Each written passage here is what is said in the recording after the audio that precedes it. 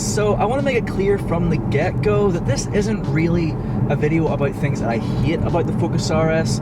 Not at all. In fact, I think that talking about hate and things you hate about a car is kind of a bit silly, because if you really hate stuff about the car that you own, you're probably driving the wrong car and you should go and get a different one. So really this video is more like things that are perhaps not so awesome about the Focus RS, perhaps you might say.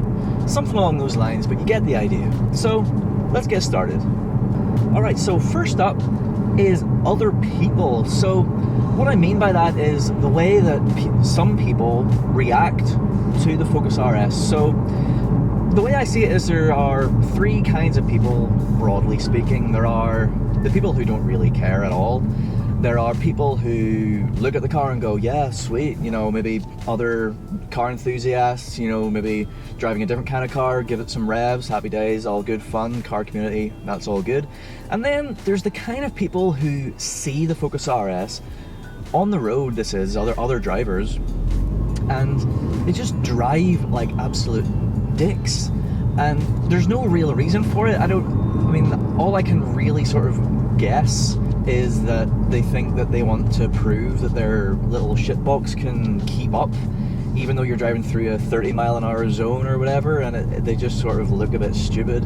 And sometimes actually it can be kind of, they do things that are kind of dangerous, and that kind of annoys me. So, you know, just other douchebags on the road who just react in weird ways to the Focus RS. It's a weird thing, but it happens, and it happens almost daily whenever I'm driving. It's pretty annoying. But anyway, yeah, that's my number one, just how other people react to it sometimes.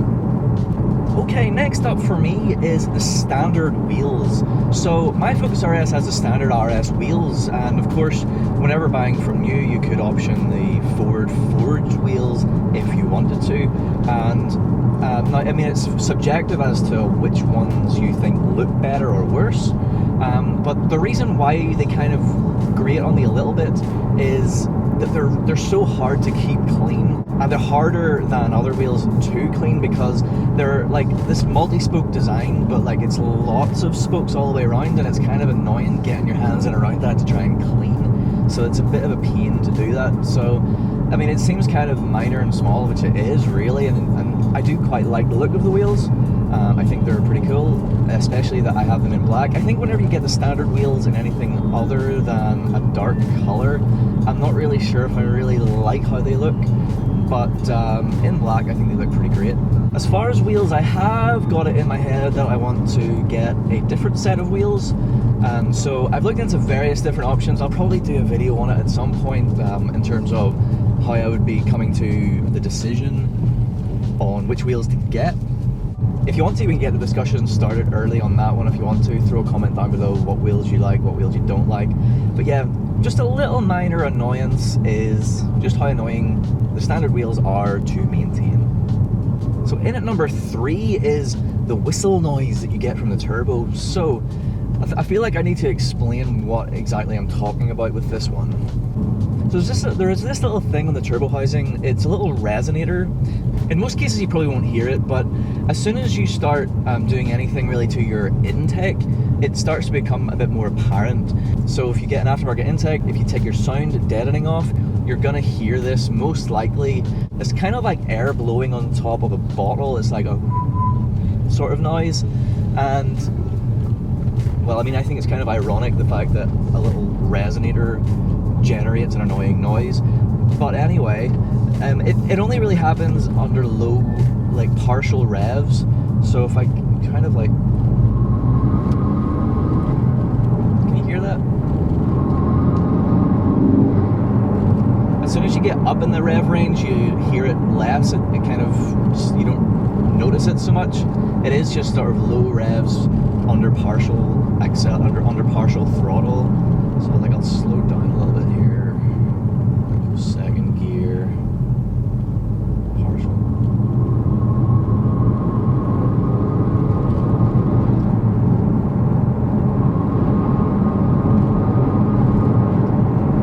See what I mean? So, I mean, that is a little bit annoying. I do have a solution for it. I mean, if you know anything about the mods that are available for the RS, you'll know that there are several companies that do have a specific fix for that little annoyance. And I have actually purchased one, I just haven't got around to installing it yet. But that will be coming very, very soon, so make sure you're subscribed for that. But yeah, so I mean, it's just a little annoying noise. I think it's totally worth it to get the benefits of doing the mods that I've done so far with regards to under the bonnet. So I mean, I'm totally okay with it, especially knowing that I have a fix for it coming very, very, very soon. So yeah, I mean, that's my number 3, the weird sort of turbo whistly noise thing that it does.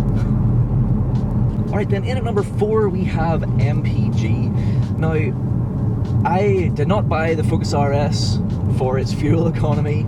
It wasn't even a consideration, but yeah, I mean, the fuel economy is kind of crappy, to be fair. I mean, let me see what I'm getting right now. So my current average is 22.6 mpg.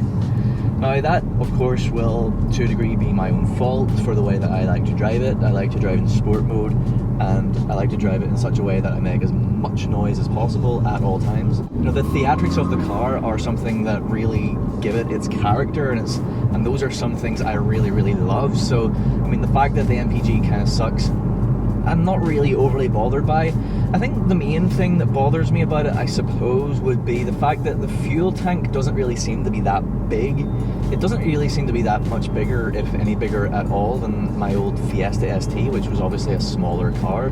So whenever you combine like what is probably a relatively small fuel tank with not so great MPG, it kind of means that you have to go to the petrol station a lot, which is kind of annoying in itself.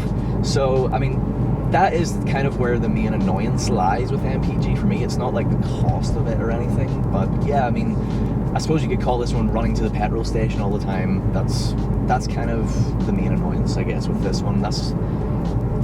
So yeah, I mean, that's my number 4. Okay, number 5 then, last but not least, these are in no particular order at all, is the number of buttons that you have to press in order to engage launch control. So in order to get into launch control, obviously, well, you have to be, stopped. Well, you don't have to be stopped to turn it on, I suppose, but if you're going to do a launch, you have to be stopped. But normally you're going to be sitting on one of these like trip computers right here. So you have to go out of that by going left, then you go down into settings, and then driver assist, and then you hit the little launch control checkbox, and then that's you into launch control. So then you first gear, clutch in, slam the throttle, and as soon as you dump the clutch, you just go. So it's not terrible, but the fact that you have to go through all those like menus and stuff to engage it, it's annoying from the sense that, well, you have to go. It's annoying that you have to press a load of buttons. I mean, a button that you just go press down here to go launch control would be much more convenient. But yeah, I mean, there's certain scenarios that I can think of that it would create a bit of an annoyance. So the situation where perhaps you want to race someone, for example.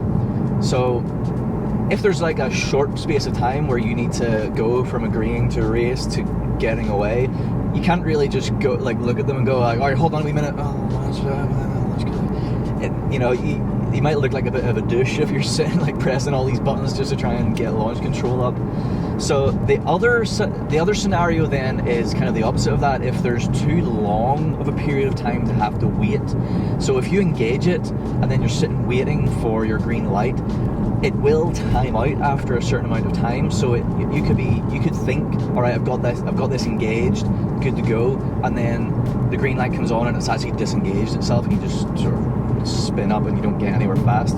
That would be pretty annoying. So you kind of have to if you're going to be in that situation where you don't really know, it could be a bit of a long time, you have to sort of just fiddle with the menus until you kind of get an idea and then go in. So it's just kind of annoying.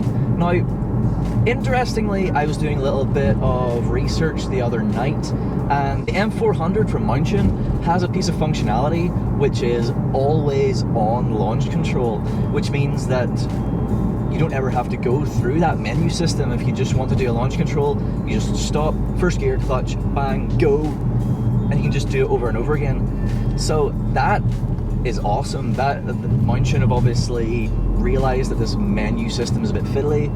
So I say a bit fiddly, it really is not that major. It's not really a big issue at all. It's not like you're doing launch controls all the time, you know, unless you're, you know, the kind of person who tries to do it off like traffic lights all the time, which I've only done once, admittedly. But yeah, it would be nice if it was just a little bit quicker and simpler and less buttony to engage.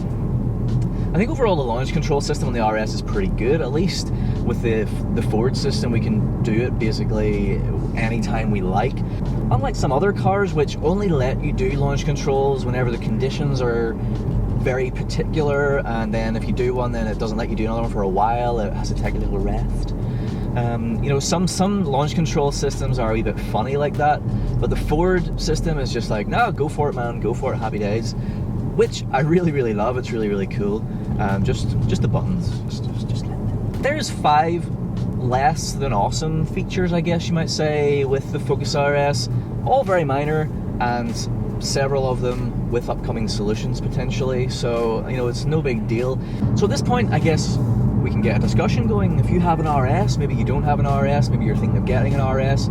Either way, is there anything that you don't like about it? You know, throw it down in the comment section below and let's get a conversation going. I know it's not really a nice conversation to be so negative or whatever, but you know, I guess it's a worthy conversation to have now as well, and it'll be interesting to hear what you have to say. So yeah, do throw a comment down below. I hope you like this little video. Please do like, share and subscribe for more content to come very soon. Thank you and goodbye.